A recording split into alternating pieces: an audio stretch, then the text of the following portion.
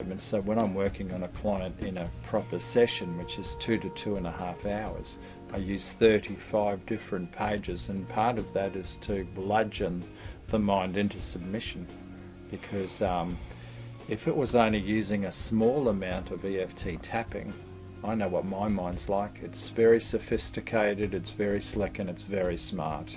So when it comes down to any amount of this or this, I don't think so. It's going to take a whole lot of pressure from a range of different angles that I can present to it to force it to change and even stop with its over defensiveness. This next one's really quite significant here, because if I spoke to Elaine or any of my clients and went, would you like to believe that your mind is on your side? We'd all pretty much answer yes, of course. It's got my best intentions and goals as at the forefront. Of course it wants the best for me. Well, I'm not so sure, you know, because I know that this thing runs physical and economic survival, and then what it'll do is it'll go, and of course I want the best for you in theory, provided you don't inconvenience me very much, because I'm actually running you the way I want to run you, because you're pretty much under my control now. Now this one, as you'll see, exposes that agenda of the mind, and its goal ultimately is I'll be nice enough to you provided you don't rock the boat. You rock the boat, I'm going to kick up a big fuss and then sabotage, overwhelm, manipulate, scream, or create a problem for you to a degree that you'll just quieten down and not be able to get past it. Now we can watch that degree of manipulation in couples, and you'd go, bloody hell, poor man or poor woman, I wouldn't want to be them. But we actually, before we can even couple, we've actually got a relationship with ourselves we need to get on healthy alignment, and that's getting the head-heart balance back in place, and this is where I see that targeted EFT can go. So as we proceed here, we're just going to do another couple. This one here, nice deep breath, ×2. Even though I feel that my mind is actually afraid to make any big changes, and I know that it sabotages all my efforts to achieve the goals, weight loss, love and new life that I desire to have now, I still deeply and profoundly love and accept myself. Very nice indeed. Again. Even though I feel that my mind is actually afraid to make any big changes, and I know that it sabotages all my efforts to achieve the goals, weight loss, love and new life that I desire to have now, I still deeply and profoundly love and accept myself. Nice deep breath. I feel down to now. I feel that my mind is actually afraid to make any big changes, and I know that it sabotages all my efforts to achieve the goals, weight loss, love and new life that I desire to have now. Good. Now it's got a real hidden clause in there, that one, and all of these I've written myself, as I've mentioned, but the clause is the mind will go, I'm prepared to allow you to have some degree of success and achievement in your world. However, the clause is provided you don't inconvenience me. And so you might go, as you attempt to negotiate with your own mind, okay, well, what does that mean? I need to know what might inconvenience you. And the mind will go, no, pretty much anything you can come up with, yeah, don't buck the system here, because I'll shut you down. So as we go to clear this, then we want to make sure we do a good job on this one. Nice deep breath, please. I feel down to now. I feel that my mind is actually afraid to make any big changes, and I know that it sabotages all my efforts to achieve the goals, weight loss, love and new life that I desire to have now. Good, straight ahead. Close your eyes, open your eyes, look at your left knee, come back up, right knee, come back up, breathe, hum. Count to 5. 1, 2, 3, 4, 5. Hum again. Breathe, I feel. I feel that my mind is actually afraid to make any big changes, and I know that it sabotages all my efforts to achieve the goals, weight loss, love and new life that I desire to have now. Good, breathe. So the collective challenge of all of this is it could present the individual with a degree of depression, and the next circuit will be dealing with that.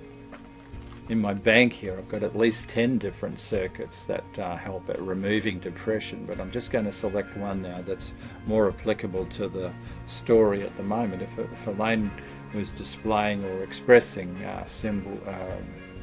feelings of being majorly depressed, maybe suicidal, very stressed out, or very alienated, then I'd be using all of the 10 to take out the way the mind could be hiding in different areas. This one here you'll see is a classic day-to-day example of how it can mask depression, and you might go, I don't even have depression, what are they on about? Well, see how this one feels. Nice deep breath, times 2 please. Even though I feel judged, criticised, unheard, invisible, ignored, unworthy, unvalued, unloved, unappreciated, used, abused, exhausted and overwhelmed, I still deeply and profoundly love and accept myself. Right. Nice deep breath. Even though I feel judged, criticised, unheard, invisible, ignored, unworthy, unvalued, unloved, unappreciated, used, abused, exhausted and overwhelmed, I still deeply and profoundly love and accept myself. Great. Just hold for a second. The importance of that one's enormous, because many a person could be living in a stable marriage, in a nice home with a degree of prosperity and things happening in their life, a family to look after, but their head can still be pulling and drawing on any of those topics to have them withdraw, feeling alienated, not feeling heard and respected well enough, not feeling loved or appreciated, so in themselves and quite overwhelmed. So when their husband or partner returned, that person's then going to cop the pressure of how that particular circuit's played out for the individual. Even if everything under most definitions suggests that there are success under standard social definitions. So we're going to clear this one now. Nice deep breath. I feel. I feel judged, criticised, unheard, invisible, ignored, unworthy, unvalued, unloved, unappreciated, used, abused, exhausted and overwhelmed. Straight ahead, close your eyes, open your eyes, look at your left knee, right knee, breathe, follow my fingers, hum. Count to 5. 1, 2, 3, 4, 5. Hum again. Breathe, I feel. I feel judged, criticised, unheard, invisible, ignored, unworthy, unvalued, unloved, unappreciated, used, abused, exhausted and overwhelmed. Great, thank you. So as mentioned, 120 I can select from, and many of them will appear in most people's statements. There's certainly a common theme that can go through clients' realities, and certainly when it comes to rebuilding and re-establishing a strengthy position to end with. We're going to go straight to this one here. This is frequently the last one that I use. This isn't a standard consultation by any means, but it's just going to give you an idea of what happens, and there's way more statements in here that will take your mind's breath away because of how precise and challenging it can be, exacting to how it's manipulating the individual at the moment or in that time frame or frequently in their lives.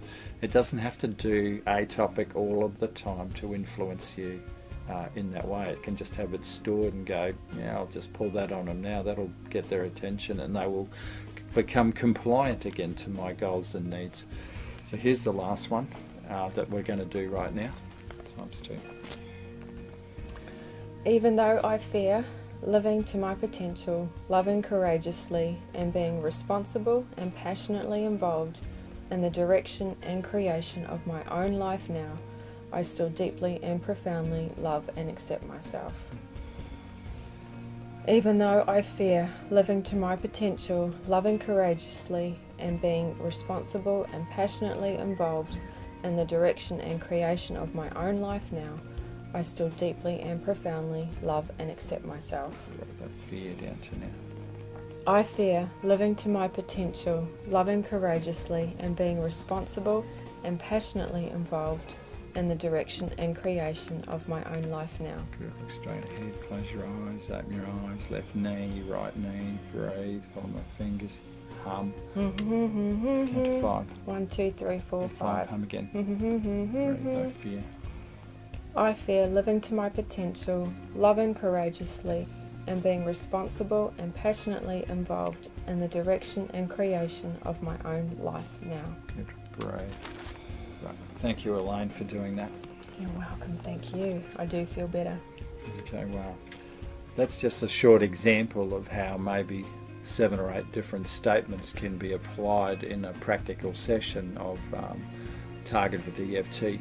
When I'm doing this with my Skype clients or my clients face-to-face in my shop in Australia, I will be doing around 35 pages, depending upon their specific story, sometimes 40, but it really comes down to what do I feel, what do I know I need to address there to get their mind back into alignment and allow their heart to come back. The important thing is understanding that courage, that really important aspect of ourselves, lives in our heart. So your mind can have all the plans and goals and views that it wants, but if it doesn't hold the emotional courage and strength, it won't be able to bank and support the changes that you want to have to live and love better in your life with. So thank you very much for watching this, and I hope I've inspired you. There's contact details supplied, and we will be uploading more information down the line. All the best, and thank you.